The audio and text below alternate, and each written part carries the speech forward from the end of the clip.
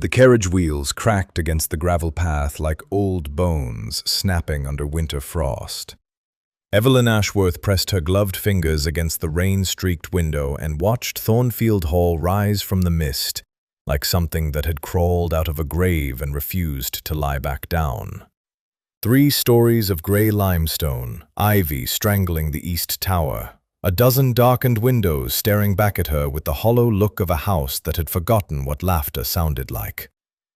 She had read the letters. She had studied the floor plans. She knew the number of rooms, the number of servants, and the number of locks between the front door and the vault below the west wing. What the letters had failed to mention was the smell. Damp earth and old stone, and something faintly sweet, like dried roses left too long in a forgotten drawer. The coachman yanked the door open, and rain blew sideways across her traveling cloak. "Thornfield Hall, miss. Mind the second step. The stones split clean through." Evelyn gathered her skirts and stepped down, her boots sinking into the soft ground. She carried one leather case in her right hand and a canvas satchel across her shoulder. Everything she needed for the next 2 weeks fit inside those 2 bags. Everything she needed to destroy a man's life. The housekeeper, a stiff-backed woman called Mrs. Calloway, met her at the service entrance rather than the main door. That told Evelyn 2 things immediately. The Duke did not consider her arrival important enough for a proper welcome, and Mrs. Calloway did not consider her important at all. "You're the manuscript woman, then," Mrs. Calloway said, holding a candle that threw jumping shadows across her thin face. "Evelyn Ashworth. The Antiquarian Society sent my credentials ahead by post. I received them. His Grace has not read them. His Grace does not read much of anything these days." Mrs. Calloway turned and walked into the corridor without checking whether Evelyn followed. "Your room is on the 2nd floor, east corridor. Supper was served an hour ago. The kitchen can manage cold mutton and bread if you're hungry." Evelyn was hungry, but food could wait. She had 14 days, and every hour mattered. "I'd like to see the collection rooms first, if that's permitted." Mrs. Calloway stopped walking. She turned back with a look that was half suspicion and half something close to pity. "The vault is locked. Only His Grace holds the key, and His Grace retired to his chambers at 5:30. He will not be disturbed." She paused, then added with a strange softness, "The ballroom is open. Some of the secondary pieces are kept there. Sheet music, a few bound volumes, the old harpsichord. You may look, but you may not remove anything." That was enough. Mrs. Calloway led her through a maze of cold corridors until they reached a set of tall oak doors. She pushed one open, and the hinges groaned as though the door itself was exhausted. "Candles are on the mantel. I'll send the girl up with your supper in an hour." Then she was gone, and Evelyn stood alone at the entrance to the grandest room she had ever set foot in. The ballroom stretched the full length of the west wing. Tall windows lined one wall, their heavy curtains pulled back to let in the last grey light of the evening. A minstrel's gallery ran along the upper level, its carved railing thick with dust. Crystal chandeliers hung from the ceiling like frozen waterfalls, unlit and gathering cobwebs. The parquet floor, once polished to a mirror shine, was now scuffed and dull. And there, sitting against the far wall beneath a faded portrait of 2 young boys, was the harpsichord. Evelyn crossed the room slowly. Her footsteps echoed in a way that made her feel watched, though she knew she was alone. She set her case down beside the bench and ran her fingers along the instrument's painted lid. Flemish work, early 18th century. The decoration showed a pastoral scene, shepherds and rolling hills and a sky full of birds. Someone had loved this instrument once. Someone had kept it tuned and polished and placed fresh flowers on its lid. That someone had stopped caring a long time ago. She sat down. She lifted the lid. The keys were yellowed but intact, and when she pressed one, the note rang out clean and bright, cutting through the dead silence of the hall like a church bell through fog. Evelyn closed her eyes. She had been trained in many things: forgery, deception, the chemistry of old inks, the texture of 17th-century vellum. But before all of that, before the debts and the desperate choices and the men who owned her secrets, she had been trained in music. It was the one true thing about her. The only piece of Evelyn Ashworth that hadn't been built for a purpose. She began to play. And then she began to sing. The piece was old, a 16th-century aria from a collection that most scholars believed had been lost in a monastery fire 200 years ago. Evelyn knew it because she had spent 3 months in a Venetian archive copying every surviving fragment. The melody was simple at first, a single voice rising through the empty room like smoke curling upward from a candle. Then the harmonies thickened, the rhythm shifted, and the aria opened up into something vast and aching, a song about absence that somehow made the silence around it feel alive. She did not hear the footsteps on the gallery above. She did not see the tall figure that stepped out from the shadows of the minstrel's gallery and gripped the railing with both hands, knuckles white against the dark wood. She did not see the Duke of Thornfield, a man who had shut himself inside this crumbling estate for 5 long years, who had dismissed every visitor and turned away every friend, who had worn his grief like armor until it had become his skin, lean forward and listen with an expression that his own servants would not have recognized. Because Malachi Ashford, the 6th Duke of Thornfield, was smiling. The aria ended. The last note hung in the air, trembling, and then faded into nothing.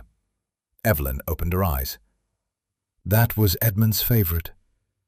The voice came from above, deep, rough, and cracked at the edges, like a door being forced open after years of rust. Evelyn looked up and saw him standing at the gallery rail. Tall, dark-haired, though silver had begun creeping in at the temples. A face that might have been handsome once, but had been carved hollow by years of solitude. He wore a wrinkled linen shirt with no cravat, his waistcoat unbuttoned, his coat absent entirely. He looked like a man who had stopped caring what the world thought of him, and had almost stopped caring what he thought of himself. "Your Grace," Evelyn said, standing quickly. "Forgive me. Mrs. Calloway said the ballroom was open, and I—" "How do you know that piece?" There was no anger in his voice. There was something far more dangerous. There was hunger.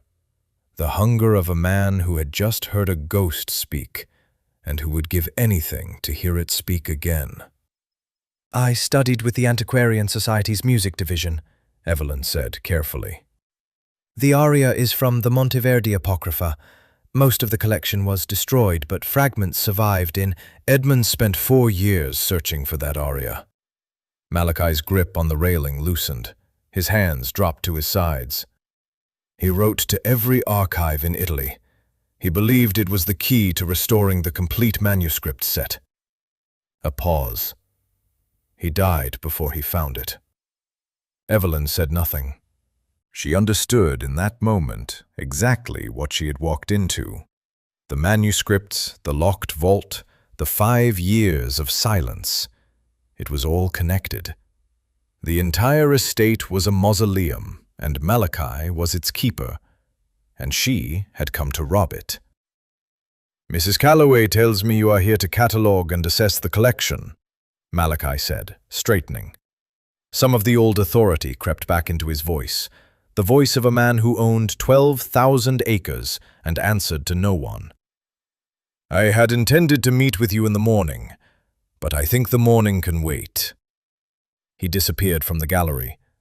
2 minutes later, he walked through the ballroom doors carrying a brass ring with a single heavy key. "You will have full authority over the collection," he said, pressing the key into her hand.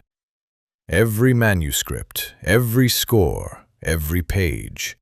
Catalogue them. Preserve them. Do whatever the society requires.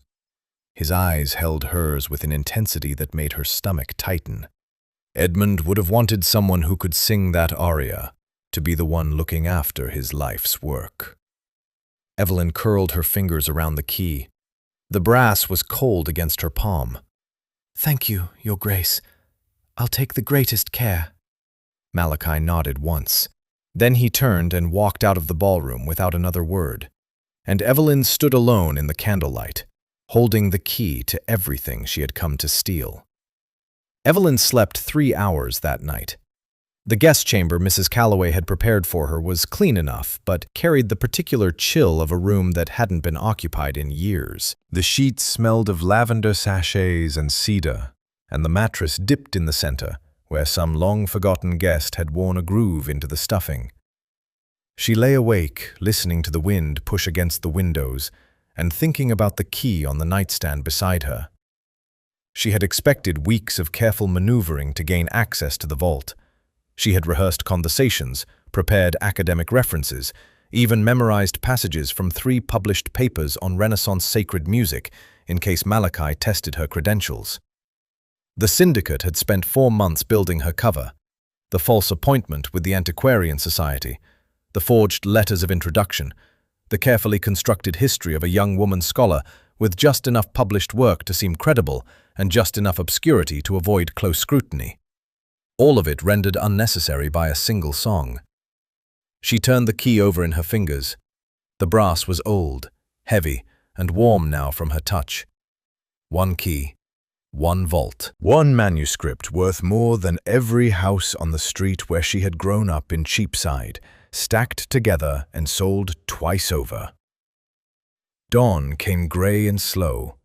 Evelyn washed her face with the cold water from the basin, pinned her hair beneath a plain linen cap, and dressed in her working clothes, a dark wool dress with close-fitted sleeves, practical enough for handling old paper without the loose fabric that could snag or drag across fragile pages. She tucked a small leather roll of conservation tools into her satchel. Beneath the tools, wrapped in a square of oilcloth, sat a block of beeswax the color of old honey. Mrs. Calloway brought breakfast to her room at 7, toast, tea, a boiled egg, and a look that suggested conversation was neither expected nor welcome. Evelyn ate, standing at the window, watching the morning mist burn off the grounds. The estate stretched out below her in every direction. Rolling parkland, a walled garden choked with overgrowth, and beyond it all, the dark line of the woods pressing close against the boundary wall like an uninvited crowd. At 8:30, a knock came at her door. Malachi stood in the corridor wearing a properly buttoned waistcoat this time, though his cravat was tied with the careless knot of a man who had no valet or who had dismissed the one he had. His dark hair was combed but still unruly. He looked better in daylight than he had by candlelight, the hollows in his face less severe, the set of his jaw more determined than defeated. But his eyes still carried that same bruised quality, the look of someone who had been staring at the same 4 walls for so long that he had begun to see through them. "Miss Ashworth, I trust you slept well?" "Very well, Your Grace, thank you." He glanced at the satchel on her shoulder. "You're prepared then. Good. I'd like to show you the vault myself before I leave you to your work." They descended together through the main staircase, past the entrance hall with its cracked marble floor, and through a heavy door set into the wall behind the main stairwell. The passage beyond was narrow, stone-walled, and lit by oil lamps mounted in iron brackets. The air changed immediately, cooler, drier, carrying the faint mineral smell of deep earth. They went down 2 flights of steep steps, and with each step the sounds of the house above faded until there was nothing left except their own footsteps and the quiet drip of moisture from somewhere behind the walls. "Edmund had this vault constructed in 63, Malachi said as they reached the bottom. He consulted with the archivists at the British Museum on the proper conditions for paper preservation. Temperature, moisture, airflow, he accounted for everything. The walls are double-laid stone with a layer of charcoal between them to absorb damp." He stopped before a door of solid oak, banded with iron. there was a single keyhole, large and conspicuous. "You have the key." Evelyn drew it from her satchel and fitted it into the lock. It turned with a deep, satisfying click, and she pushed the door inward. The vault was smaller than she had expected, and far more beautiful. The ceiling was low and vaulted, the stonework precise and elegant. Wooden shelves lined every wall, each one fitted with glass-fronted cases that protected the contents from dust and handling. Candle sconces burned steadily in the still air, their flames barely flickering. And on those shelves, arranged with the obsessive care of a man who had loved each piece, sat one of the finest private collections of sacred music manuscripts in all of England. Evelyn's breath caught. She had seen important collections before, in Florence, in Vienna, in the private libraries of 3 different continental nobles. This was something else entirely. The organization alone was remarkable. Every manuscript was housed in a custom-fitted portfolio of acid-free board. Labels in a neat, angular hand identified each piece by composer, period, and provenance. Edmund Ashford had not merely collected these works, he had understood them. "And here," Malachi said quietly, crossing to a freestanding case in the center of the room. He lifted the glass lid with both hands and stepped aside. Evelyn looked down at the Missa Benedictus. 47 pages of late 15th century polyphonic sacred music, written in iron gall ink on vellum that had somehow survived 5 centuries with barely a crack. The notation was dense and precise, each note placed with the steady hand of a master copyist. Marginal annotations in faded red ink suggested the manuscript had been used in actual liturgical performance, possibly in a Flemish cathedral. The binding was original, wooden boards covered in tooled leather, the spine cracked but holding. She had studied reproductions. She had read every published description. Standing over the real thing was something else entirely. The Missa Benedictus was worth, by the most conservative estimate, £12,000. At private auction, with the right buyer, it could fetch 3 times that sum. Enough money to purchase a country house and live comfortably for the rest of a natural life. Enough money to buy Evelyn's freedom 10 times over. "Take whatever time you need," Malachi said from the doorway. His voice had gone soft again, the way it had in the ballroom. "I have business with the estate manager this morning. Mrs. Calloway will bring your luncheon down at noon. If you need anything at all, send word through the kitchen." He paused at the threshold, one hand resting on the doorframe. "Miss Ashworth, I want you to know, you are the first person other than myself to enter this room since Edmund died. I would not have allowed it if I did not believe you understood what these pages mean." Then he was gone. His footsteps faded up the stone stairs, and the heavy door at the top of the passage closed with a muffled thud, and Evelyn was alone with a dead man's legacy. She waited. She counted to 100, slowly, listening for any sound of return. Then she counted to 100 again. When she was certain, she opened her satchel and unwrapped the block of beeswax. Her hands were steady. They had always been steady. It was the one gift she possessed that no amount of guilt or fear had ever managed to take from her. She held the brass key over the wax, pressed it down firmly, and rocked it once to capture every ridge and tooth of the cut. When she lifted it free, the impression was perfect, clean, deep, ready to be cast into a duplicate by any competent locksmith, with a crucible and 10 minutes of patience. She wrapped the wax block back in its oilcloth, tucked it into the false bottom of her satchel, and replaced the key in her pocket. Then Evelyn Ashworth, operative number 14 of the Harker Syndicate, sat down at the work table, opened her conservation ledger, and began to catalogue the collection she had been sent to destroy. 2 days inside the vault had given Evelyn a thorough understanding of what Edmund Ashford had built. The collection was extraordinary. 43 manuscripts spanning 3 centuries, each one documented in Edmund's own hand, with notes on acquisition, provenance, and condition. She had catalogued 19 pieces so far, working with the methodical care of someone who genuinely knew what she was doing. That was the cruel trick of her situation. She was not pretending to be a scholar. She was a scholar. One who had been backed into a corner by circumstances and debts and a single catastrophic mistake made 3 years ago in a Venice boarding house. But the vault work also gave her a problem. She needed to reach the village, and she had no plausible reason to leave the estate. On the morning of the 4th day, she found one. Your Grace, I'm afraid the conservation materials I brought from London are insufficient for a collection of this size. She stood in the doorway of the library where Malachi sat reading, or rather, where Malachi sat holding a book and staring past it at the far wall. The binding on several of the earlier manuscripts shows signs of red rot.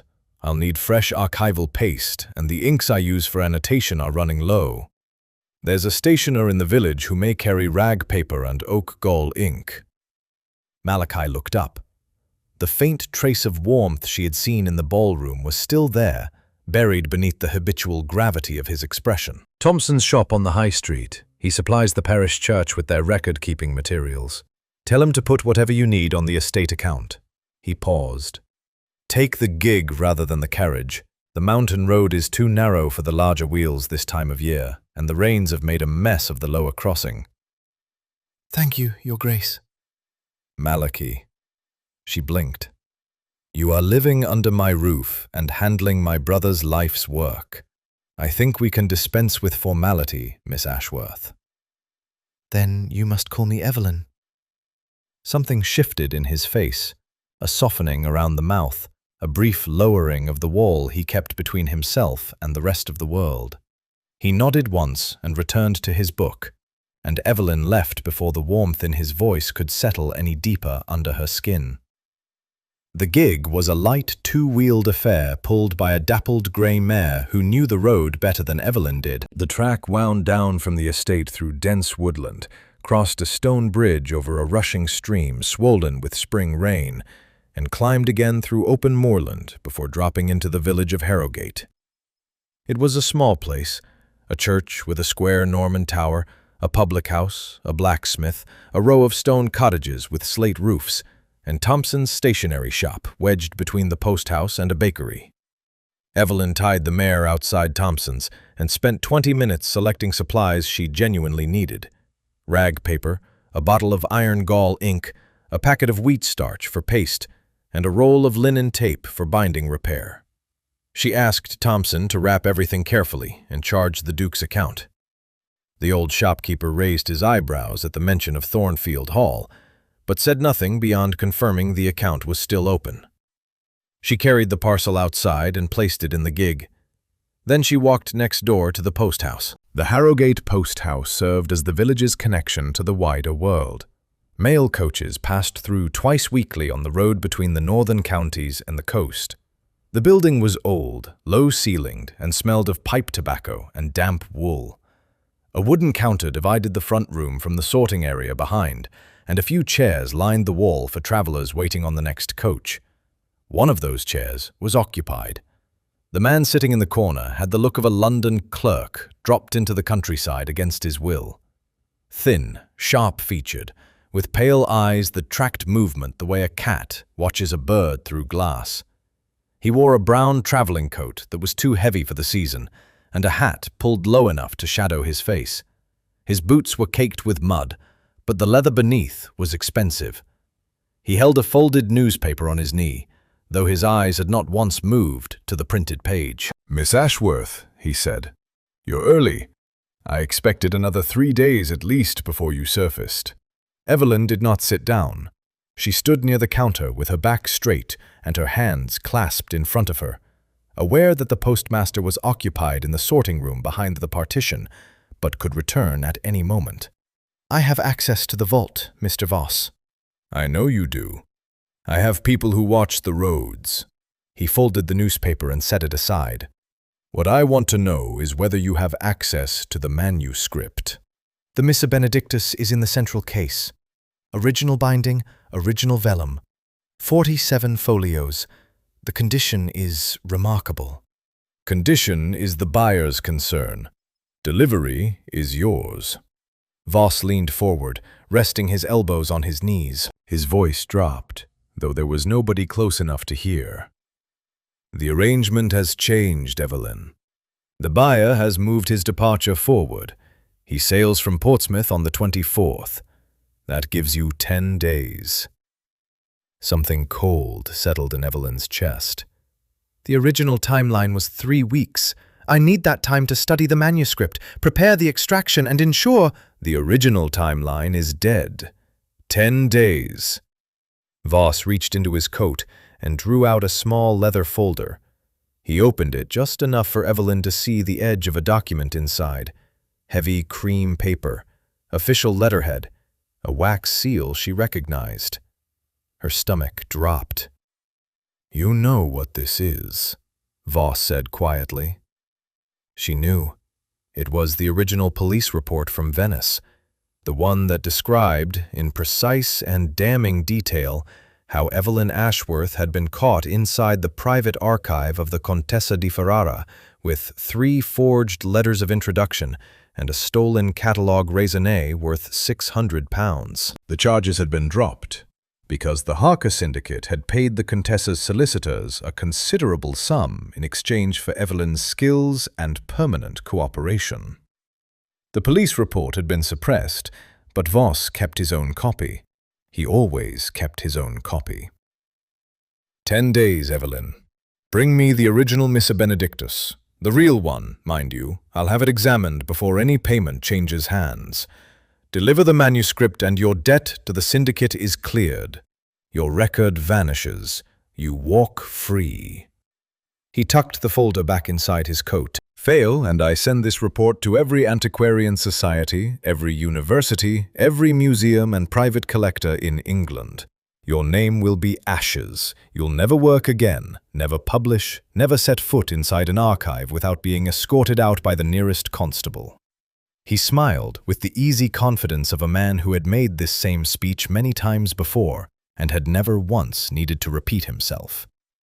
Are we clear? Perfectly. Good girl. Voss stood and pulled his hat lower. There's a coaching inn on the Harbour Road, 12 miles south of the coastal port. The Grey Gull. Be there on day 14 with the manuscript. I'll have your clearance papers and passage documents ready.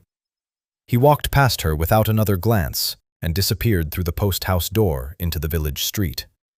Evelyn stood still for a long moment, listening to his footsteps fade on the cobblestones. The postmaster emerged from the back room and peered at her over his spectacles. Anything to send today, miss? No, Evelyn said. Thank you, nothing today. She walked outside into the thin afternoon sunlight and stood beside the gig, one hand resting on the mare's warm flank. The village carried on around her, a woman hanging washing behind the bakery, 2 boys chasing a dog down the lane, the blacksmith's hammer ringing steady and distant. Ordinary life, ordinary people with ordinary troubles.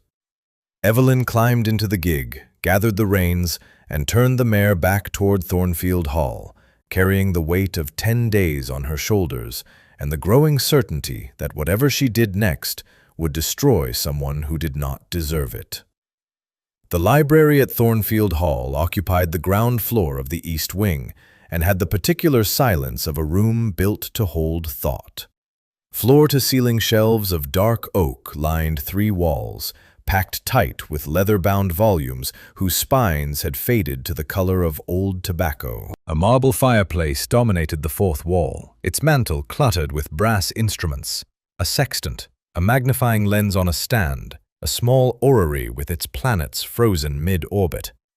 2 long work tables ran down the center of the room, scarred with ink stains and candle drippings from decades of use. Evelyn had moved her cataloging work up from the vault that evening. The lower chambers were too cold after dark, and her fingers had begun to cramp around the pen. She spread her ledger across the nearest table, arranged the manuscript portfolios she was documenting in careful rows, and worked by the light of an oil lamp and 4 tall beeswax candles that threw a steady golden glow across the paper. It was past 11 when she heard footsteps in the corridor. Malachi appeared in the doorway, holding a tea tray.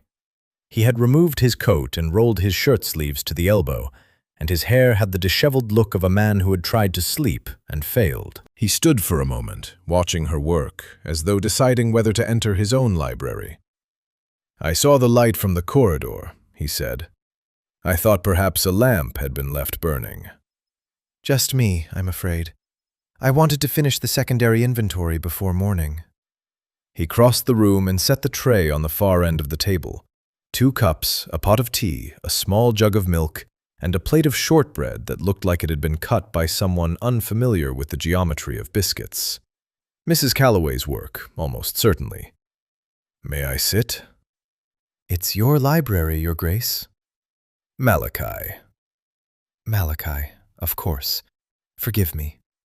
He pulled out a chair and sat across from her, pouring tea into both cups with the careful attention of a man performing an unfamiliar task. Evelyn suspected he had not shared tea with another person in a very long time. The small domestic ritual seemed to require his full concentration, as though he were remembering, step by step, how ordinary people behaved in ordinary company. "You've been working long hours," he said, sliding a cup toward her. "Mrs. Calloway tells me you were in the vault by 7 this morning and did not come up for luncheon." "The collection deserves thorough attention. Your brother built something remarkable." Malachi's hand paused on the teapot. He set it down slowly and leaned back in his chair, his gaze drifting toward the dark window where rain had begun to tap against the glass. "Edmund was the scholar," he said after a moment.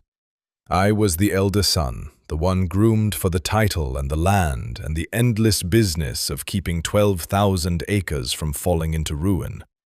Edmund was free to pursue what he loved: music, manuscripts, languages. He could read Latin, Greek, Italian, and enough German to argue with Viennese dealers over attribution."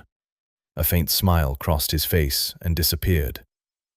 He had a terrible temper when it came to misattributed manuscripts. I once watched him reduce a London auctioneer to stammering silence over a mislabeled Palestrina. Evelyn wrapped her hands around the warm cup. "He sounds extraordinary." "He was the best man I ever knew." Malachi said it simply, the way you might state the time of day or the direction of the wind. "A plain fact. When our father died, I inherited the title, the estate, the debts, the tenants, the responsibilities.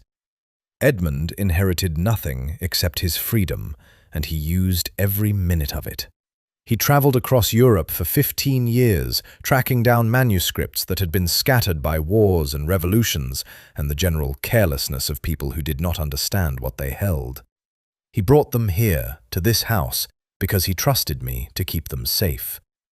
He stopped. The rain thickened against the window.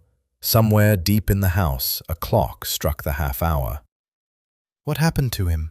Evelyn asked, though she already knew the broad facts from the syndicate's briefing documents. She needed to hear Malachi tell it. She needed to understand the shape of the wound she was about to cut open again. "Fever." The word landed flat and hard.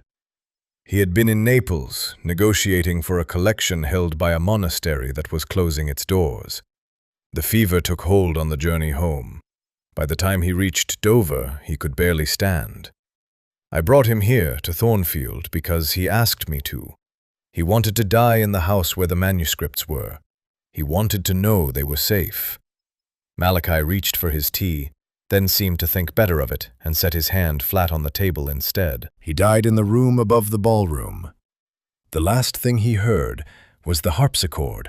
I had one of the village girls come in to play for him, though she knew nothing beyond hymns and country dances." He smiled at that. Edmund could find music in anything. He looked directly at Evelyn, and the raw openness in his expression made something twist deep in her chest. "That was 5 years ago. I closed the house to visitors the following week. I dismissed most of the staff. I stopped answering letters. I told myself I was protecting the collection, nurturing Edmund's wishes, keeping his work safe from dealers and speculators who would break it apart and sell it piece by piece. And were you? For the first year, perhaps. After that, I was simply hiding. He said it without self-pity, the way a man might describe a wound he had examined so many times that it no longer shocked him. Grief is a strange companion, Evelyn. At first it is enormous, unbearable, The only thing in the room. Then it shrinks, little by little, until it is small enough to carry in your pocket. And you become so accustomed to its weight that you forget you are carrying anything at all. You mistake the weight for part of yourself. The candles guttered. Evelyn realized she had stopped breathing. She forced herself to take a slow, measured sip of tea and set the cup down with a hand that trembled so slightly she prayed he would not notice. She had been briefed on Malachi Ashford. She knew his age, his income, his debts, the names of his tenants, the layout of his house. She knew the location of every exit, every lock, every window large enough to climb through. What the briefing had not prepared her for was the man himself. The quiet dignity of his grief, the way he spoke about his brother with a love that had outlasted death by half a decade and showed no sign of fading. She was going to take the one thing Edmund had asked Malachi to protect, the one promise a grieving brother had kept through 5 years of solitude and silence. "Thank you for telling me," she said. "About Edmund. It helps me understand the collection better. I can see his thinking in the way he organized the pieces. There's a logic to it, a conversation between the manuscripts that most collectors would miss." Malachi studied her for a long moment. Then he reached across the table and covered her hand with his, briefly, the way one might steady a friend on uneven ground. "You understand it because you hear what he heard. I knew that the moment you sang his aria." He withdrew his hand and stood, gathering the tea things onto the tray. "Don't work too late, Evelyn. The manuscripts have waited 5 years. They can wait until morning." He left the library carrying the tray, and his footsteps faded down the corridor until the house swallowed them whole. Evelyn sat alone in the candlelight. She pressed her palms flat against the table and stared at the ledger in front of her, at the neat columns of descriptions and dates and condition notes, at the careful record of a dead man's devotion. Then she lowered her head and wept. Quietly, with her hand pressed hard against her mouth so that the sound would not carry through the sleeping house to the man who had just trusted her with the most private corner of his broken heart. The conservatory jutted from the south side of Thornfield Hall like a glass lantern bolted onto stone. Iron-framed and elegant, it had been built 30 years earlier by the previous duke, who had filled it with ferns and orchids imported from every corner of the empire. Those plants were mostly dead now, their pots cracked, their soil dried to powder. A few hardier specimens had survived the neglect. A massive aspidistra in the corner, some trailing ivy that had wound itself through the iron framework, and a stubborn lemon tree that still produced small, bitter fruit each autumn despite the cold drafts that crept through the loose panes. Evelyn had not planned to spend the afternoon here. She had intended to return to the vault after luncheon and continue her work on the final section of the catalogue. 8 days had passed since her arrival, and the inventory was nearly complete. Every manuscript had been examined, measured, described, and assessed. Every page of every score had been checked for damage, foxing, insect holes, and the slow chemical decay that turned old paper to dust. She had done the work properly because she could not bring herself to do it any other way, and because the work itself had become the only hours of the day when she could forget what she was actually here to do. But Malachi had intercepted her on the stairs after luncheon with a look on his face she had not seen before. Something lighter, something almost eager. "Come with me," he said. "There's something I want to show you. The vault can spare you for an afternoon. She followed him through the ground-floor corridor, past the morning room with its dusty curtains and shrouded furniture, and into the conservatory.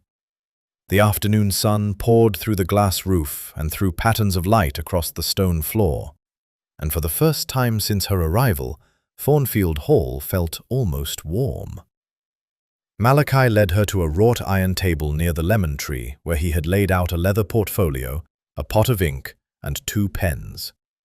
He opened the portfolio and drew out a sheaf of manuscript paper, not old, not valuable, just ordinary music paper of the kind sold in any London stationer's shop. The pages were covered in handwritten notation, some of it confident and flowing, some of it hesitant, crossed out and restarted in a different key. "Edmund wrote this," Malachi said, spreading the pages across the table. "A duet for harpsichord and voice. He started it the year before he died. He was composing it for our mother's memorial. She passed when we were boys, and Edmund always marked the anniversary with music. He finished the first movement and most of the second, but the final section is incomplete. He sketched some ideas in the margins, but the main theme breaks off here." He pointed to a bar near the bottom of the last page, where the notation simply stopped, mid-phrase, like a sentence interrupted by a closing door. Evelyn leaned over the pages. The handwriting was the same angular script she had seen on every label in the vault. Edmund's hand, precise and personal. The music itself was beautiful. She could hear it in her head as she read, the way a fluent reader hears words spoken aloud on a silent page. The first movement was stately, a measured conversation between keyboard and voice that built through a series of modulations into something rich and bittersweet. The second movement opened up, the harmonies becoming more adventurous, the vocal line climbing higher with each phrase until it reached a passage of extraordinary tenderness, a melody so simple and so perfectly shaped that it made her throat tighten just reading it on paper. And then it stopped. "I've kept these pages in my writing desk for 5 years, Malachi said. He stood beside her with his arms folded, looking down at the manuscript with the expression of a man standing at the edge of a task he was not certain he could bear. "I've taken them out 12 times and put them back again. I kept telling myself I would find someone worthy of finishing the piece. A composer, a scholar, someone who understood Edmund's style well enough to complete the final movement without betraying his voice." He turned to her. "I believe that person is you, Evelyn." The words landed on her like a physical weight. She gripped the edge of the table and stared at the unfinished score, at the empty staves waiting below Edmund's last written note, at the faint pencil sketches in the margin where a dying man had tried to capture one final idea before the fever took everything. "Malachi, I'm a conservator and a cataloguer. I can read music and I can sing, but composition is a different discipline entirely. I wouldn't presume to—" "You sang his lost aria from memory on your first evening in this house. You identified the Monteverdi fragments without a reference catalogue. You hear what Edmund heard." He unfolded his arms and placed both hands flat on the table, leaning toward her with quiet urgency. "I am asking you to help me finish my brother's last piece of music. I will play the harpsichord part. You will write the vocal line and sing it. Together, we will give Edmund the ending he deserved." She should have said no. Every operational instinct she possessed screamed at her to maintain distance, to keep the relationship professional, to avoid entangling herself any further in the emotional life of the man she was preparing to betray. Voss would have told her to smile politely, decline, and return to the vault. The syndicate trained its operatives to be friendly, competent, and ultimately forgettable. Emotional bonds were liabilities. Evelyn looked at the unfinished score. She looked at Malachi. She saw the hope in his face, fragile and hard-won. The hope of a man who had spent 5 years in the company of ghosts and was reaching, for the first time, toward something living. "I'll need to study the first 2 movements thoroughly," she said. "Edmund's harmonic language has specific patterns, If the final movement breaks from those patterns, it will sound forced. Malachi's expression changed. The wall behind his eyes came down, fully, completely, in a way she had not seen before. He looked 10 years younger. He looked like a man who had just remembered that the world contained things worth caring about. Then let us begin. They spent the rest of the afternoon in the conservatory, bent over the manuscript together, tracing Edmund's melodic lines with their fingers and debating the direction of the unfinished harmonies. Malachi's musical knowledge was rougher than his brother's, more instinctive, built on years of listening rather than formal study. He would hum a phrase and then struggle to explain why it felt right, and Evelyn would translate his instinct into notation, testing each idea against the logic of what Edmund had already written. They argued over a key change in the second movement's bridge passage. Evelyn won the argument, and Malachi conceded with a laugh. A real laugh, sudden and surprised, as though the sound had escaped from a locked room inside him before he could stop it. Later, as the sun dropped behind the estate walls and the conservatory glass turned to amber, they walked through the overgrown gardens. Malachi pointed out the places Edmund had loved. A stone bench beneath an ancient yew where he used to read, a walled herb garden their mother had planted, a path through the woods that led to a cliffside overlook above the valley. He spoke about his brother with an ease that had been absent on the night in the library. The grief was still there, woven through every sentence, but it had loosened its grip enough to let the good memories breathe. Evelyn listened. She asked questions. She laughed at his stories about Edmund's disastrous attempts at gardening and his legendary feud with the village choirmaster over the correct tempo for a particular hymn. She watched the late sunlight catch the silver at Malachi's temples, and she felt the afternoon settle around her like a garment she had no right to wear. By the time they returned to the house for supper, she knew with absolute certainty that she could not hand the Missa Benedictus to Voss. She also knew with equal certainty that Voss would destroy her if she did not. 6 days remained. Somewhere between those two certainties, she would have to find a third way through. Evelyn told Mrs. Calloway she was ill. "A headache," she said, through the barely opened door at 6 in the morning, pressing her fingers to her temple with the practiced wince of someone who had learned long ago how to make a lie look like pain. "The work in the vault, the close air, the candle light. I think I need a full day of rest. Would you be kind enough to send up some tea and toast and let His Grace know I won't be joining him today?" Mrs. Calloway studied her with the sharp, diagnostic eye of a woman who had managed a household for 30 years and could distinguish genuine suffering from theatre at 40 paces. Whatever she saw must have been convincing enough, because she nodded once and said she would bring a tray within the hour. "Shall I send for Dr. Hargreaves?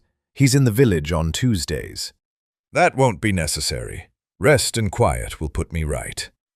The housekeeper departed. Evelyn closed the door, turned the key in the lock, and stood for a moment with her forehead pressed against the wood, breathing slowly. Then she went to work. She had been preparing for this day since her second morning at Thornfield. The supplies had been gathered carefully, piece by piece, hidden among the legitimate conservation materials she had brought from London, and supplemented by what she had purchased at Thompson's shop in the village. Now she laid everything out on the writing desk beneath the window, arranging each item with the deliberate calm of a surgeon preparing instruments before an operation. First, the paper. She had carried 6 sheets of 18th century rag paper in the false bottom of her leather case, purchased 3 months ago from a dealer in Spitalfields who asked no questions and kept no records. The paper was genuine, handmade, chain-lined, watermarked with the emblem of a Dutch mill that had ceased production in 1743. It was not a perfect match for the 15th century vellum of the original Missa Benedictus, but it was close enough to pass a cursory inspection. Voss would examine the manuscript at the handover, and Voss was a businessman, not a scholar. He would check the binding, the ink color, the general appearance. He would not perform a microscopic analysis of the substrate. That was Evelyn's gamble. She trimmed the sheets to match the folio dimensions of the original, 28 centimeters by 19, with margins that echoed the proportions of the genuine pages. She used a bone folder to create the fold lines, pressing each crease with slow, even pressure until the pages sat with the slightly irregular lie of centuries-old gatherings. Next, the ink. Iron gall ink was straightforward to produce from raw materials: oak galls, iron sulfate, gum arabic, and water. The chemistry had not changed since the medieval period, and any competent forger could mix a batch that looked convincing when fresh. The difficulty lay in aging. Fresh iron gall ink was dark blue-black and slightly glossy.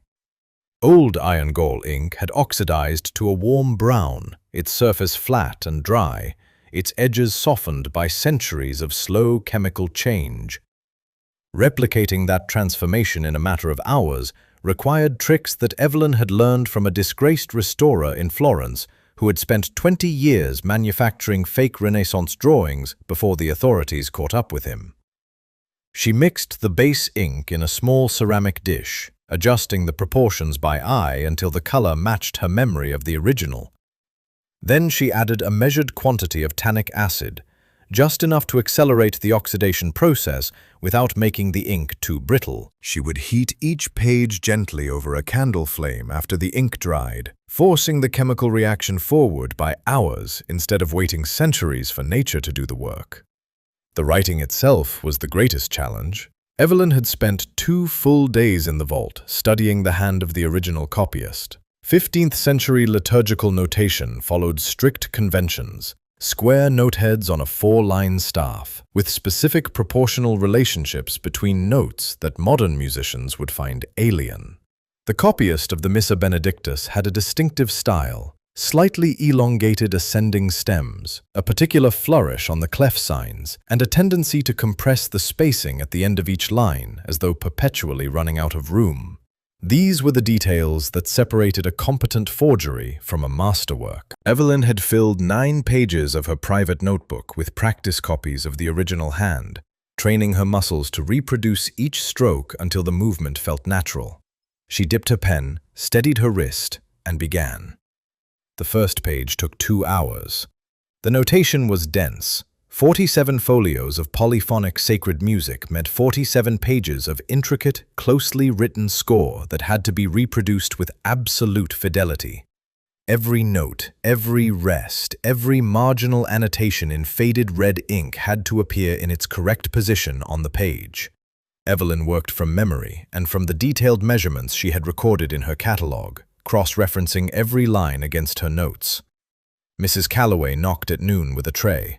Evelyn opened the door just wide enough to take it, murmured her thanks, and closed the door again before the housekeeper could look past her into the room. She ate standing at the desk, chewing bread and cold ham with one hand, while the other held open her notebook to the next page of reference notes.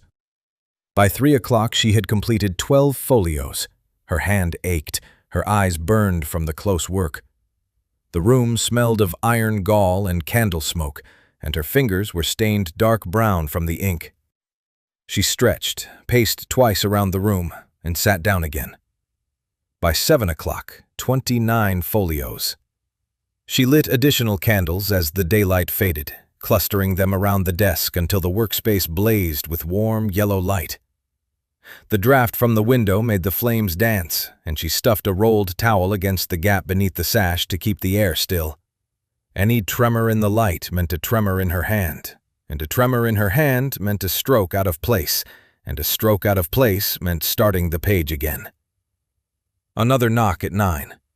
Mrs. Calloway's voice through the wood, inquiring after her health. Evelyn called back that she was feeling better and would likely resume work in the morning. She heard the housekeeper's footsteps retreat down the corridor, and then silence. By midnight, 38 folios. Her back had locked into a solid bar of pain between her shoulder blades. She stood and pressed her fists into the muscles, arching backward until something cracked and released. Tea had gone cold in the cup beside her. She poured fresh from the pot Mrs. Calloway had left on the evening tray and drank it lukewarm, standing at the window, looking out at the darkened grounds of Thornfield Hall. Somewhere below her, in his chambers on the floor beneath, Malachi was sleeping, or lying awake, or sitting in the library with a book he could not read, waiting for morning to bring back the woman who had promised to finish his brother's song. She turned from the window and sat down. By 4 in the morning, the last folio was complete. 47 pages of forged manuscript lay in ordered rows across the bed, the desk, and the top of the dresser, each one drying in the still air. She moved between them with a candle, holding the flame at a careful distance beneath each page, coaxing the ink toward the aged brown of the original. The tannic acid did its work. The color shifted, darkened, settled into something that looked old and tired and genuine. At 5:30, she assembled the folios into their correct order and bound them between 2 pieces of stiff board she had cut from the backing of a disused picture frame taken from the corridor wall 3 days earlier. She wrapped the finished manuscript in linen and placed it in the bottom of her leather case. Then she sat on the edge of the bed and looked at her stained hands in the early gray light. 24 hours, 47 pages. A forgery good enough to survive a dockside inspection by a man who traded in stolen art and measured his expertise in pounds sterling rather than scholarship. Whether it was good enough to survive anything more thorough than that, she could not say. She was betting everything. Malachi's trust, her own freedom, and possibly her life, on the hope that Voss would glance, approve, and hand over her clearance papers before anyone looked too closely. 4 days remained. Evelyn washed the ink from her hands, changed her dress, pinned her hair, and went downstairs to breakfast as though nothing in the world had changed. The storm arrived on the evening of the 12th day, like a punishment from Scripture. It had been building since mid-afternoon, a thick bank of cloud rolling in from the coast, swallowing the hills and the valley, and the treetops in a wall of gray that turned the sky the color of bruised iron. By supper, the first lightning cracked across the horizon, and by 9 o'clock, the rain was hammering against Thornfield Hall with the kind of fury that made the old windows rattle in their frames and sent drafts howling through every corridor. Evelyn sat in the library with Malachi, pretending to review her completed catalogue while the storm tore at the world outside. They had spent the afternoon working on Edmund's duet. The final movement was nearly finished now, a tender passage in D minor that climbed through a series of suspensions before resolving into the major key with a simplicity that had made Malachi go quiet for a long time when she played it through on the harpsichord. He had stood beside the instrument with one hand resting on its painted lid and said nothing, and the silence had been more eloquent than anything either of them could have spoken. Now he sat across from her in the library, reading a volume of county history with the same distracted half-attention she had observed on previous evenings. The fire in the grate popped and shifted. Thunder rolled across the roof like furniture being dragged across a floor above them. "The vault," Malachi said suddenly, looking up from his book. "The humidity. A storm like this could raise the moisture levels below ground. Edmund's drainage system is sound, but the older section near the east foundation has always been prone to seepage." Evelyn's pen stopped moving. Her heart kicked once against her ribs, hard. "I should go down and check the gauges," he continued, closing his book. "Edmund installed mercury hygrometers along the back wall. If the readings have climbed above 60, I'll need to open the ventilation channels before the damp reaches the cases." "Shall I come with you?" The words left her mouth before she could stop them, and she immediately regretted them. She needed him away from the vault tonight. She needed him upstairs, asleep, deaf to the world beneath the cover of the storm. No, stay here where it's warm. I'll only be a few minutes." He stood, stretched, and reached for the oil lamp on the mantel. "Finish your tea. I'll report back on the state of things." He left the library. Evelyn listened to his footsteps move down the corridor toward the passage behind the main stairwell. She heard the heavy door open and close, then nothing except the storm. She sat perfectly still for 5 minutes, gripping the pen so hard her knuckles ached. This was a disaster. Malachi was in the vault, the one place she needed to be, alone, within the next 2 hours. She had planned the swap for midnight, when the household was deep asleep and the storm would mask any sound of movement through the lower passages. She had rehearsed the route from her guest chamber to the vault 4 times in her head, counting steps, noting which floorboards creaked, identifying the precise angle at which the vault door could be opened without the hinges groaning. All of that planning assumed Malachi would be in his chambers, asleep, or at least behind a closed door with no reason to wander. She waited. 10 minutes. 15.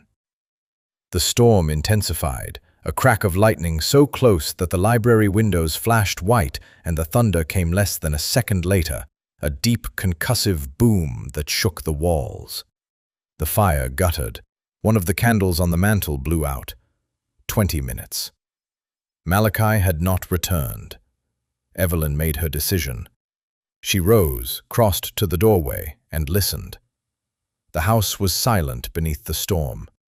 Mrs. Calloway and the remaining servants slept in the attic quarters on the far side of the building, well beyond earshot. She returned to the library, took the duplicate key from the pocket sewn into the lining of her skirt, the copy she had commissioned from a locksmith in the village under the pretense of replacing a broken wardrobe key, and retrieved the forged manuscript from behind the row of encyclopedias on the bottom shelf where she had hidden it that morning. The passage behind the stairwell was dark. She carried no lamp. The route was memorized. 14 steps to the first landing, turn left, 18 steps down the second flight, the vault door straight ahead. She moved in darkness, one hand trailing the cold stone wall, her boots placed heel to toe with the deliberate care of someone walking a ledge above a long fall. She reached the bottom of the stairs and stopped. The vault door was open. A thin line of warm light spilled through the gap and fell across the stone floor in a narrow wedge. Malachi was still inside. Evelyn pressed herself flat against the wall beside the doorway. Through the gap, she could see a sliver of the vault's interior, the edge of the central case, the glass-fronted shelves along the far wall, and Malachi's shadow moving across the stone as he crossed from one hygrometer to the next. She heard the scratch of a pencil against paper as he recorded the readings. She heard him murmur something to himself, a number perhaps, or a curse at whatever the mercury told him. She held her breath. The forged manuscript was tucked inside her shawl, pressed flat against her body. The duplicate key was clenched in her left fist. If Malachi turned toward the door, if he stepped into the passage, if the lightning outside threw enough light through the upper windows to illuminate the stairwell where she stood, everything would end. Every lie, every careful deception, every sleepless hour spent bent over ink and paper.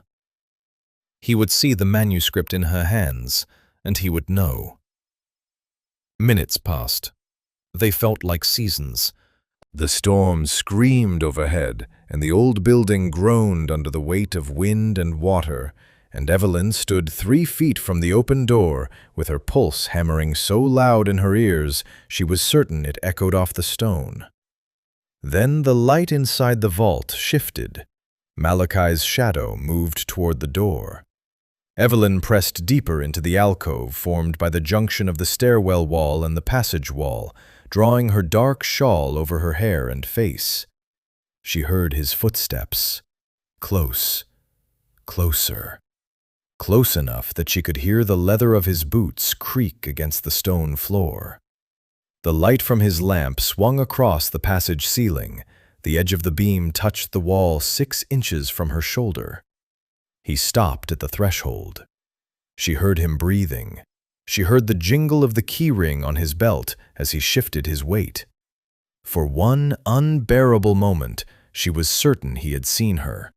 A shape in the shadows, a patch of darkness that did not belong. But Malachi was looking upward, at the ceiling of the passage, where a dark stain had spread across the stone.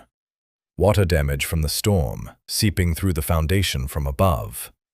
He studied the stain, frowned, and turned back into the vault to check the nearest shelf for moisture. His lamp moved away from the doorway, and the passage fell dark again. Evelyn exhaled through her teeth. She did not move. She waited through another 10 minutes of silence, broken only by the storm, until Malachi finally emerged from the vault, carrying his lamp and his notebook. He pulled the door shut behind him, tested the handle, and climbed the stairs without glancing back. She counted his footsteps. 14 up to the first landing, the creak of the heavy door at the top, the muffled thud as it closed behind him. Then silence.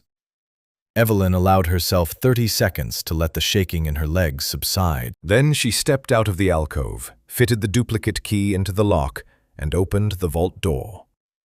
The swap took less than 4 minutes. She lifted the glass lid of the central case, removed the original Missa Benedictus with both hands, and placed the forged manuscript in its position. She adjusted the angle to match the way the original had sat, slightly offset to the left, the spine facing the door, the front board aligned with the brass fitting on the display stand. She checked the placement twice, comparing it against the image fixed in her memory from 12 days of daily observation. Then she closed the case, locked the vault behind her, and climbed the stairs in the dark.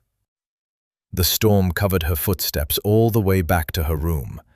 Dawn came pale and washed clean by the storm. The grounds of Thornfield Hall lay sodden and glistening, every blade of grass carrying a bead of water that caught the early light like a scattered handful of glass. Fallen branches littered the drive. A section of the garden wall had collapsed inward where the old mortar had finally given up its hold, and a stream of muddy water still ran across the stable yard from the overflowed drain beside the coach house. Evelyn had not slept.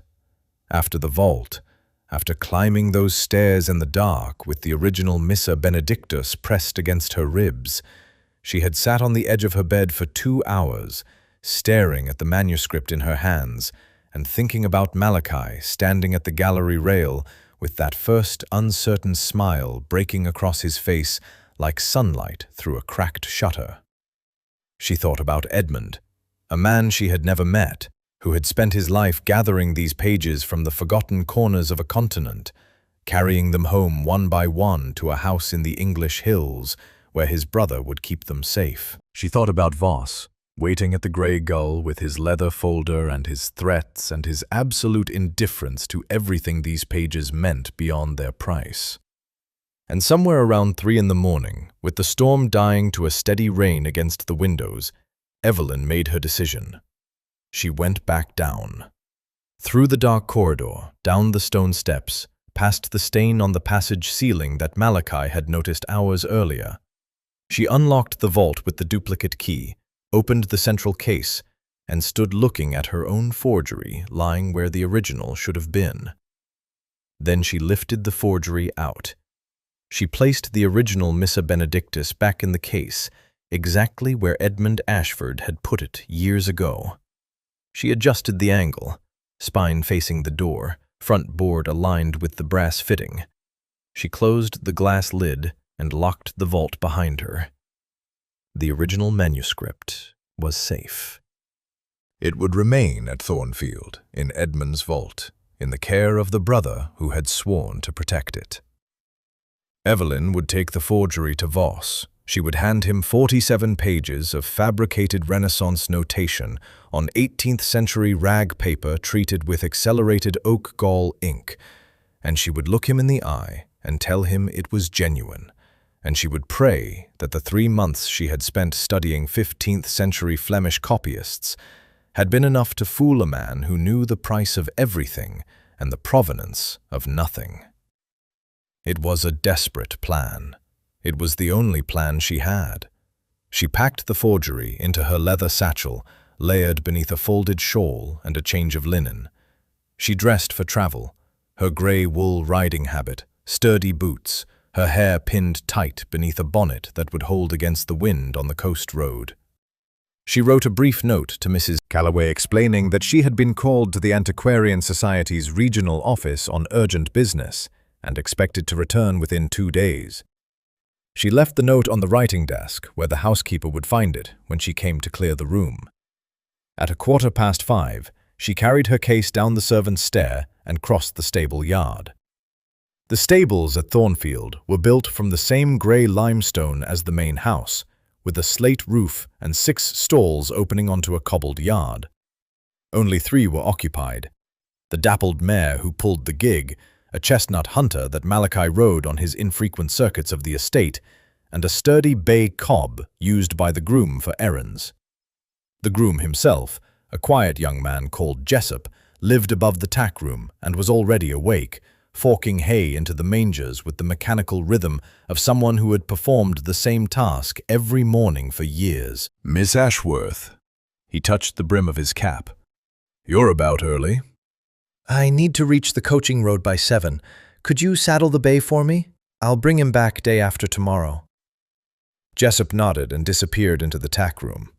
Evelyn stood in the yard, breathing the cold, rain-washed air and listening to the sounds of the estate waking around her. A door closing somewhere in the servants' wing, the clatter of the kitchen range being stoked, the distant complaint of a rooster in the home farm beyond the garden wall. She was adjusting the satchel strap across her shoulder when she heard footsteps on the cobbles behind her. "You're leaving?"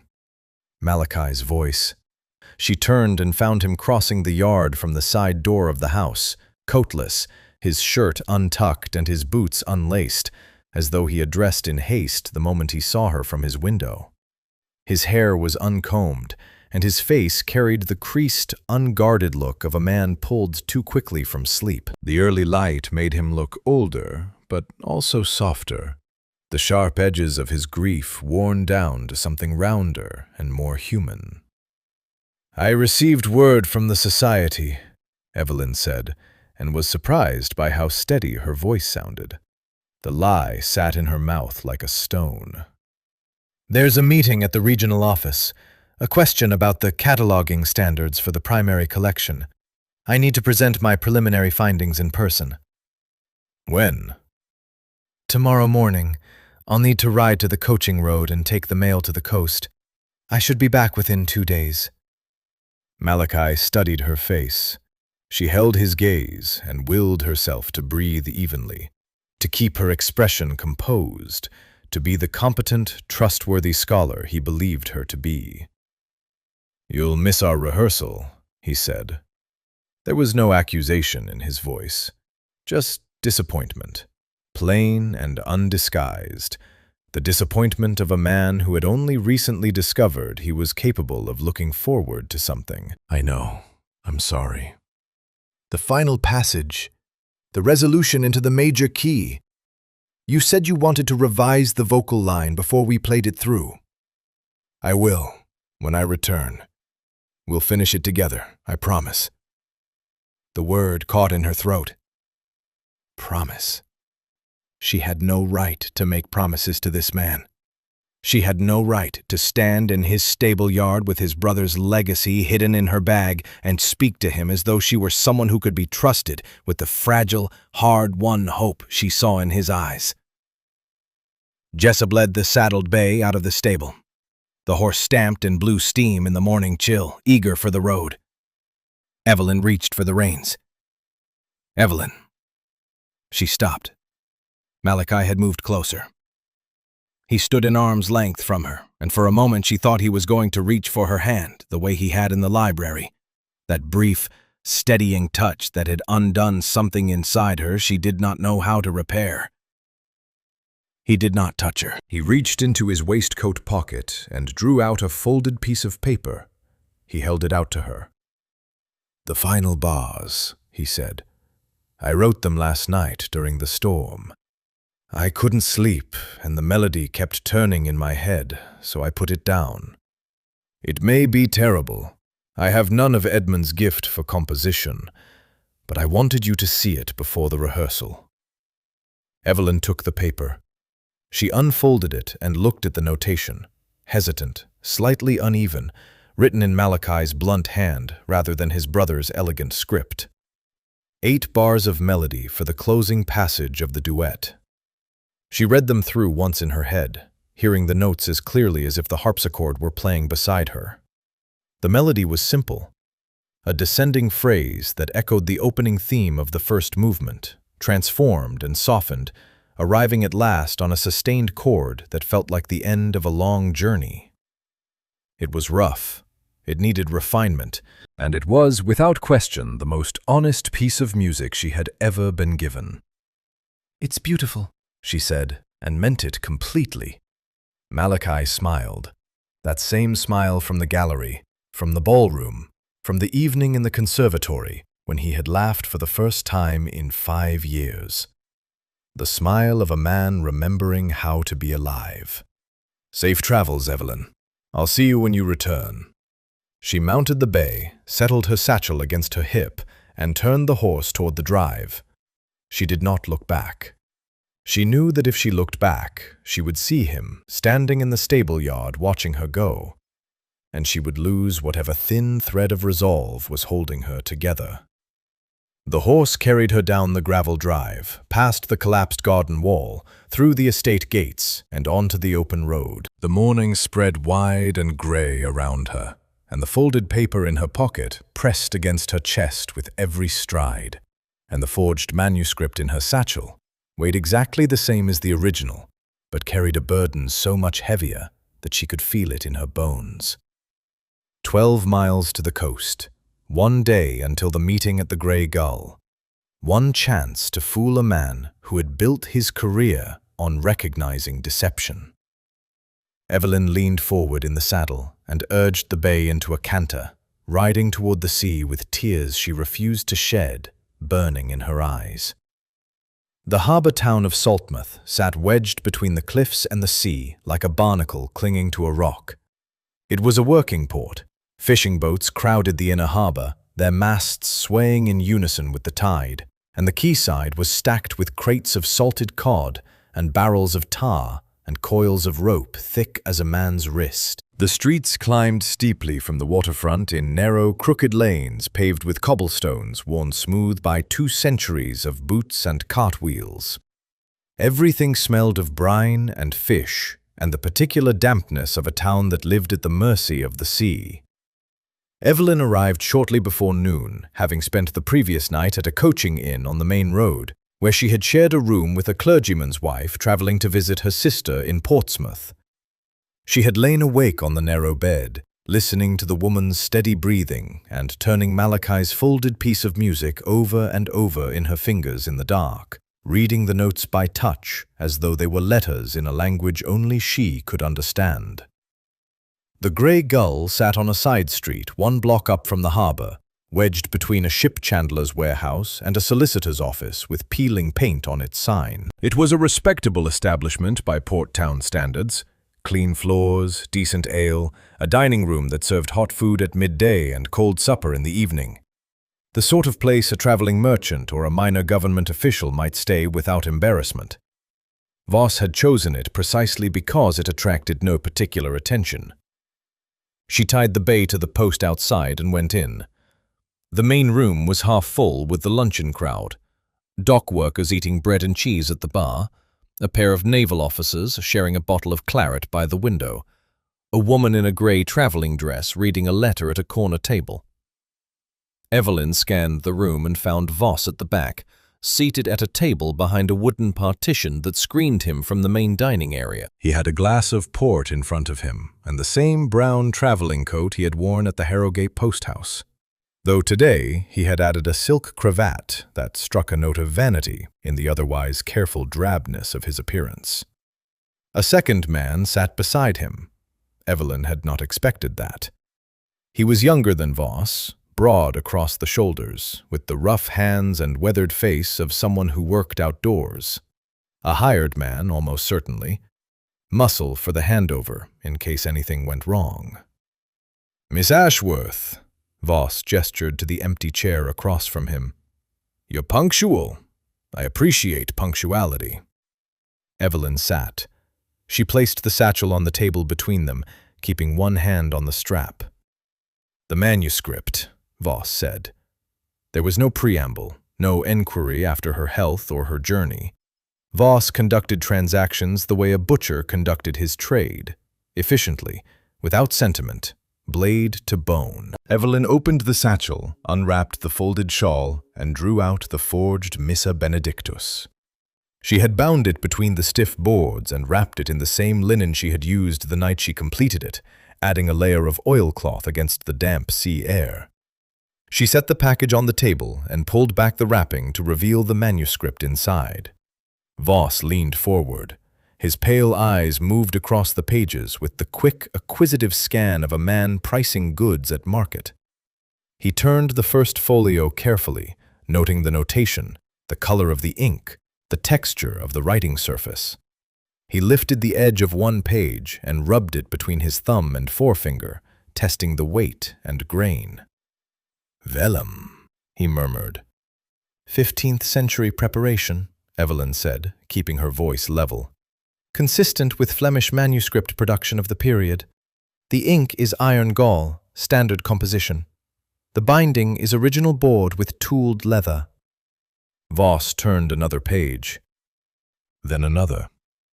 His expression remained neutral, his mouth set in the thin line of a man who had trained himself never to show satisfaction too early.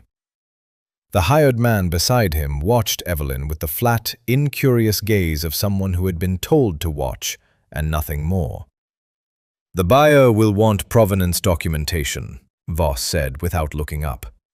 "Letters of acquisition, correspondence between the previous owners, anything that establishes the chain of custody.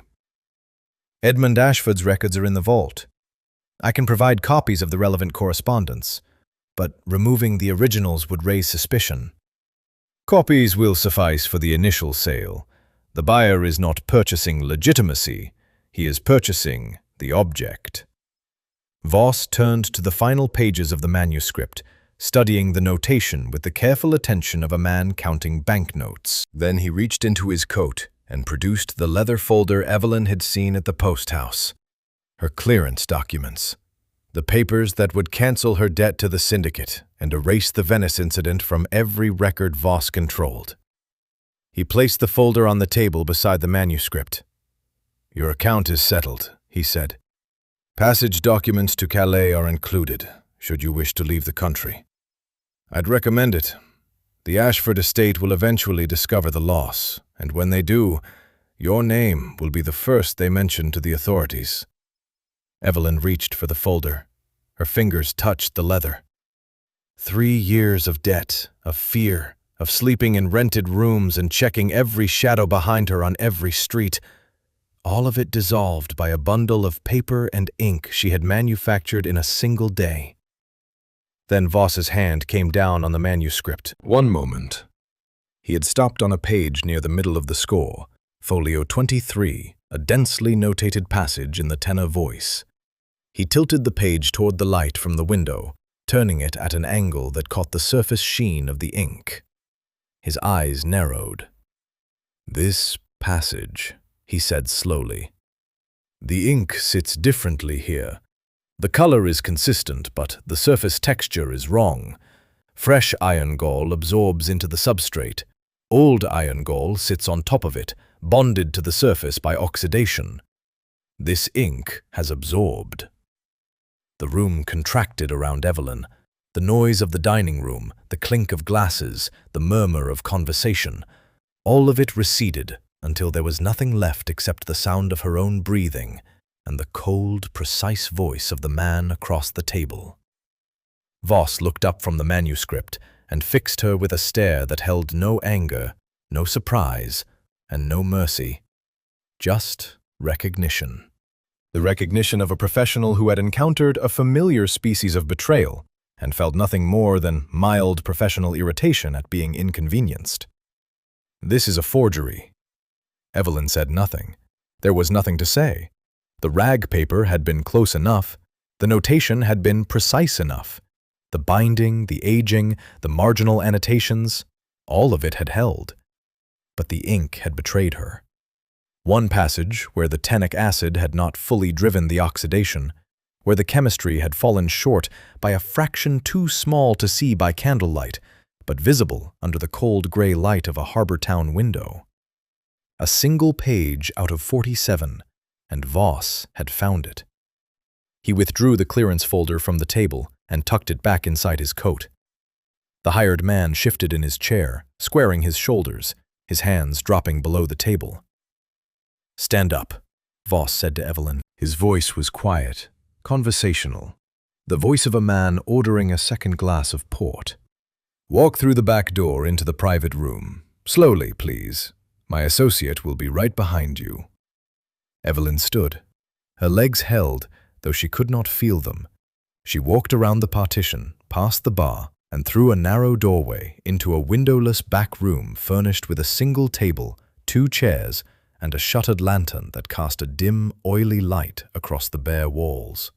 Voss followed her in and closed the door.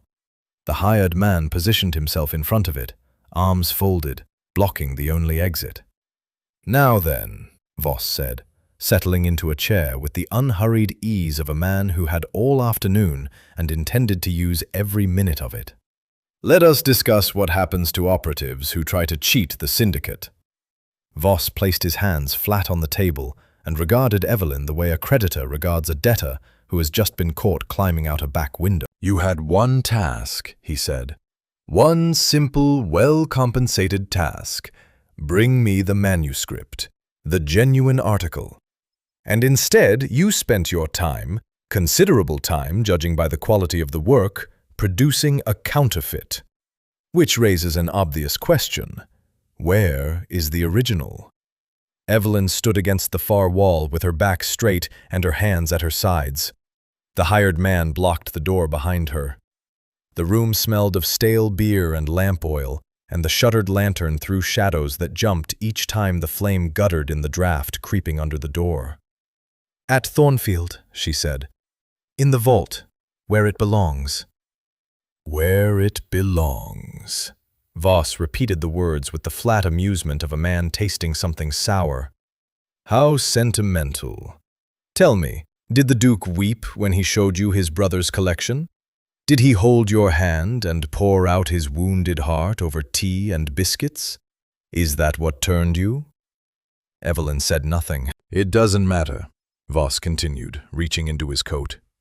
He drew out the leather folder containing the Venice police report and laid it on the table between them. "What matters is the arithmetic. You owe the syndicate a considerable sum, Evelyn. The Contessa's solicitors were not cheap. Your training was not cheap. The cover identity, the forged credentials, the letters of introduction, the appointment with the Antiquarian Society, none of it was cheap. You were an investment, and investments are expected to produce returns." He opened the folder and spread the documents across the table. The police report, a letter from the Contessa's solicitors confirming payment received, a detailed accounting of expenses incurred by the syndicate on Evelyn's behalf over 3 years. The numbers were precise, itemized, and devastating. "You will go back to Thornfield," Voss said. "You will retrieve the original manuscript. You will bring it to me at this tavern within 48 hours. If you fail, every document on this table goes to the Metropolitan Police, the Antiquarian Society, the British Museum, and every newspaper in London. Your career ends. Your freedom ends. And I suspect your friendship with the Duke of Thornfield will end rather abruptly when he discovers that the woman he trusted with his brother's legacy is a convicted thief."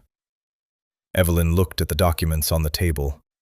3 years of her life, reduced to a ledger of debts and threats, and the cold, transactional logic of men who viewed people as instruments to be used and discarded.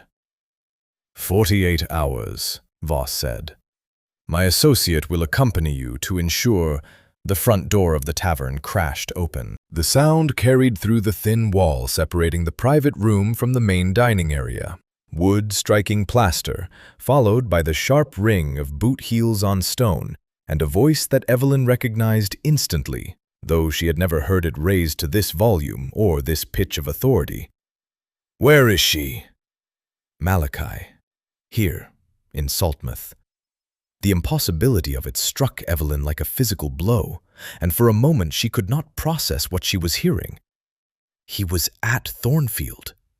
He was in the library with his book and his tea and his quiet, patient grief. He was 12 miles inland on the other side of the hills, waiting for her to return with a revised vocal line and a promise she had never intended to keep. He was here. Voss heard it too.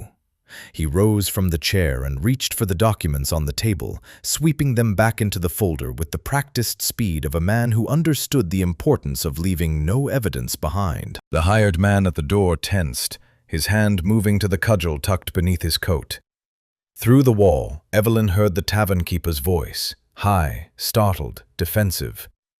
"Sir, I must ask you to state your business. This is a respectable—" "I am the Duke of Thornfield, the woman who arrived on the bay horse within the hour. Where is she?" A murmur from someone else. A lower voice, official and measured. Then Malachi again, closer now, his footsteps crossing the dining room. "There are constables outside, 4 of them. If anyone in this establishment attempts to leave by the rear exit, they will be met in the alley and detained." Voss moved fast. He stuffed the folder inside his coat and gestured sharply to the hired man, jerking his head toward the shuttered window on the back wall. The hired man crossed the room in 2 strides and threw the shutter open. Beyond it lay a narrow alley running between the tavern and the chandler's warehouse, sloping downhill toward the harbor. "The window," Voss said to Evelyn. "Now, both of us, together. We can reach the docks before—" The door opened. Malachi filled the doorway. He was breathing hard, his coat dark with rain from the ride, his hair wind-blown, and his face carrying an expression Evelyn had never seen on him before. It was fury. Real fury. The deep, tidal kind that comes from betrayal rather than anger, the kind that burns cold rather than hot, and takes years to fully form and seconds to arrive. Behind him stood a man in the blue coat and tall hat of a county constable, and behind the constable, visible through the doorway into the main room, Evelyn could see 3 more officers positioned at the front entrance and the bar. Voss assessed the situation in the time it took to draw a single breath. He was a professional. He understood odds. He released his grip on the window frame and stepped back from it, raising both hands to chest height with the palms open and forward, the universal gesture of a man who knows when a door has closed. "Seize that man and search his coat," Malachi said to the constable. "He is carrying stolen documents and is connected to a criminal syndicate operating in the theft and sale of antiquarian manuscripts." The constable stepped past Malachi and took hold of Voss by the arm. A second officer entered through the back window that Voss had opened, cutting off the alley escape. The hired man offered no resistance. He sat down on the nearest chair with the resigned posture of someone who had been arrested before and saw no profit in making things difficult. Voss said nothing as the constable removed the leather folder from his coat, along with a purse of coins, a folding knife, and a small notebook filled with names and figures in a cramped hand. He looked at Evelyn once, a long, measuring look that carried no hatred and no surprise, only the cold acknowledgement of a gamble lost. And then the constables led him and his associate out through the main room and into the gray afternoon light of the harbor street. The room emptied. The noise of the arrest faded into the sounds of the town, gulls crying over the harbor, the clatter of a cart on cobblestones, the distant shout of a fisherman calling in his catch. Malachi and Evelyn stood alone in the private room of the Grey Gull Tavern, separated by a table covered in lamp oil stains and the ghost of Voss's glass of port. "How did you know?" Evelyn's voice came out thin and cracked, barely above a whisper. "Your note to Mrs. Calloway mentioned the Antiquarian Society's regional office. There is no regional office. The society operates from London and has no presence in this county."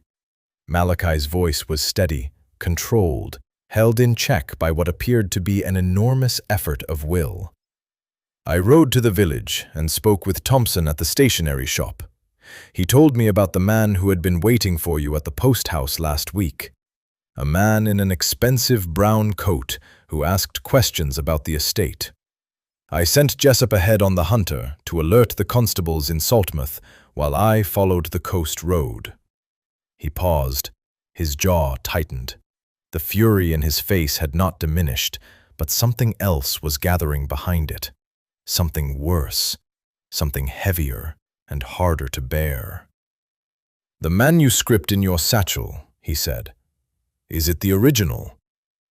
"It is the forgery." Evelyn reached into the satchel with trembling hands and drew out the forged Missa Benedictus. She placed it on the table between them.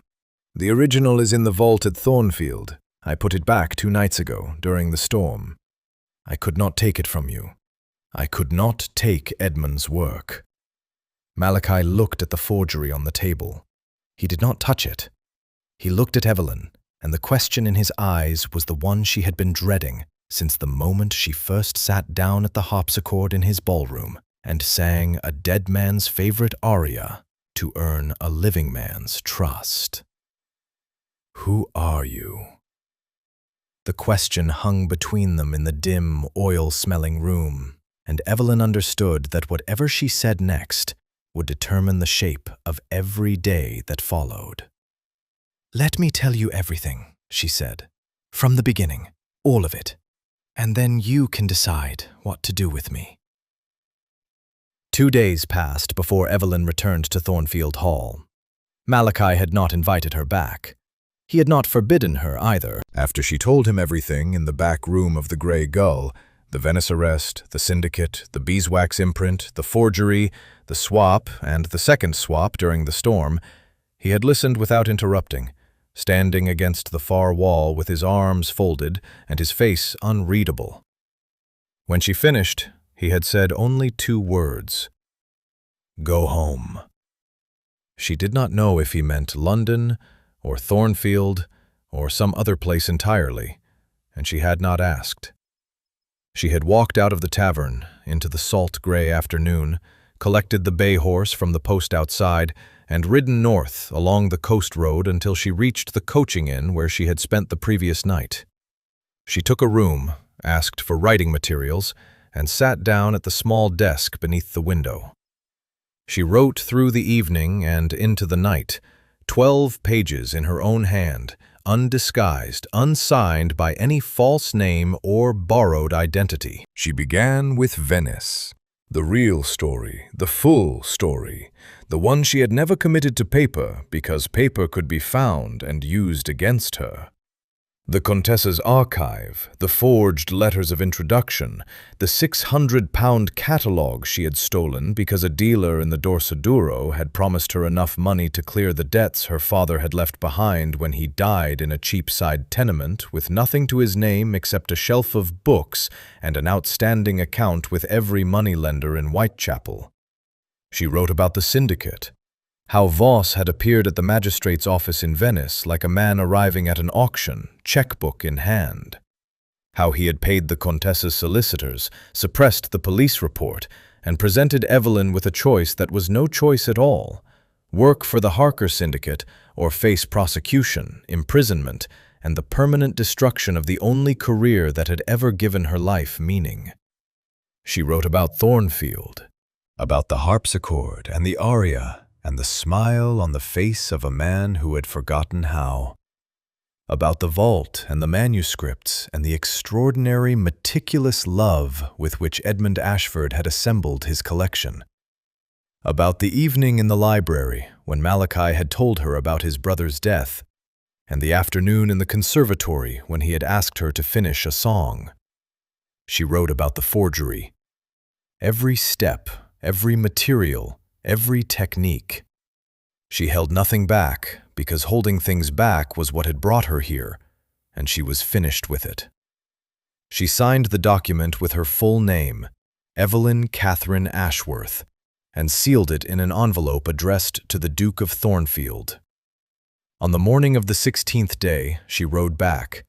The estate looked different in the midday sun. The storm damage had been partially cleared. Jessup and the groundsman had removed the fallen branches from the drive and stacked them beside the coach house for firewood. The collapsed section of garden wall had been braced with timber. The windows of the main house stood open for the first time since Evelyn's arrival, letting the warm afternoon air move through rooms that had been sealed shut for 5 years. Mrs. Calloway met her at the service entrance. The housekeeper's face carried an expression Evelyn could not decipher, something between disapproval and reluctant sympathy, as though she had learned enough about what had happened in Saltmouth to form a judgment, but had not yet decided how severe to make it. "His Grace is at the Overlook," she said. "He walked out after breakfast and has not returned. The path goes through the woods beyond the walled garden. You'll find it easily enough." Evelyn thanked her and went on foot, carrying the sealed envelope and nothing else. The path wound through the estate woodland, old oaks and beeches with thick canopies that filtered the sunlight into shifting patterns on the mossy ground. She recognized the route from Malachi's description on their afternoon walk through the gardens. The stone bench beneath the yew tree where Edmund used to read, the walled herb garden their mother had planted, the narrow track that climbed through the trees and emerged quite suddenly onto a bare cliff top above the valley. The view was enormous. The estate spread below in a patchwork of fields and woodland, with the gray bulk of Thornfield Hall sitting at its center like a stone heart. Beyond the estate, the hills rolled northward in long green waves, and beyond the hills, just visible on the horizon, the faint silver line of the sea. Malachi stood at the edge, his back to the path, his coat moving in the steady breeze that came up the cliff face from the valley below. He did not turn when he heard her approach, though she saw his shoulders tighten and his hands close at his sides. Evelyn stopped 3 paces behind him. She held out the envelope. "My full confession," she said. "Everything. The Venice incident, the syndicate, how I obtained access to the vault, the forgery, the planned theft. Every detail, in my own hand, signed and witnessed by the innkeeper at the coaching house on the coast road. You can give it to the constables whenever you choose." Malachi turned. He looked at the envelope in her outstretched hand for a long moment. Then he looked at her face, and she saw that the fury from the tavern had gone.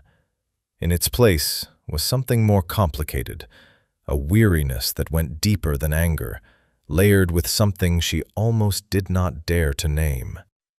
He took the envelope. He held it in both hands, feeling its weight, running his thumb along the seal. Then he opened it and read. Standing there on the cliff top, with the wind pulling at the pages, he read all 12 sheets from beginning to end, without speaking. When he finished, he folded the pages carefully and placed them back in the envelope. "You put the original back," he said quietly. "During the storm. You had it in your hands, the one thing that could have bought your freedom, and you carried it back down those stairs and put it in the case."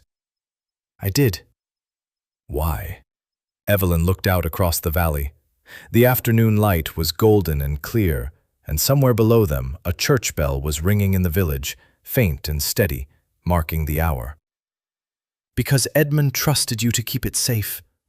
And you kept that promise for 5 years, alone, with no one to help you, and no reason to go on except the promise itself. I could not be the person who made that meaningless. I would rather have Voss destroy me than take that from you." Malachi was quiet for a long time. The wind moved through the grass at the cliff's edge, and the bell in the valley fell silent, and the world continued its ordinary business in every direction, while 2 people stood at the top of it, trying to find their way back to solid ground. "The constables have Voss and his man in custody," Malachi said at last. "The notebook they found in his coat contained enough names and transactions to occupy the county magistrate for months. The syndicate will be dismantled." He paused. "Your confession will help the prosecution, but I suspect the magistrate will view your cooperation and your decision to protect the manuscript with some leniency. I am prepared for whatever comes. I know you are." He looked at her, and the faintest trace of warmth entered his expression. like the first crack of light beneath a door that has been closed a very long time. That is precisely what makes this difficult.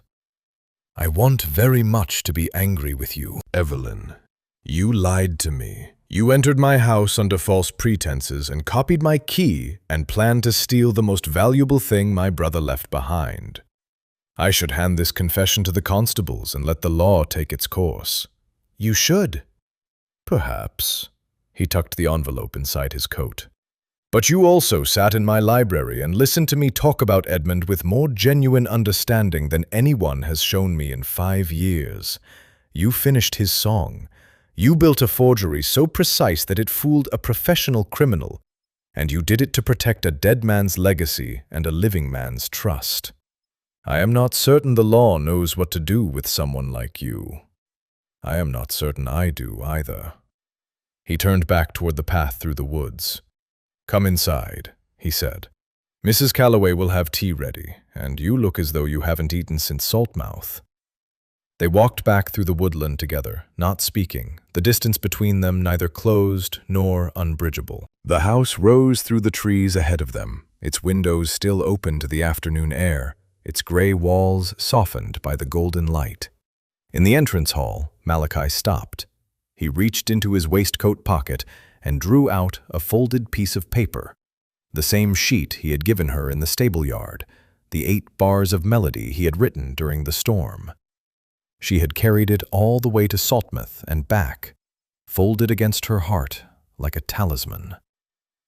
The ballroom, he said. The harpsichord. I believe we have a duet to finish. They walked together into the long, dusty room where everything had begun. The late sun poured through the tall windows and fell across the old instrument beneath the portrait of 2 boys, and the crystal chandeliers cast tiny points of light across the walls like scattered stars. Malachi sat at the harpsichord. Evelyn stood beside him, Edmund's completed score open on the music stand before them. 2 movements written by a dead man's hand.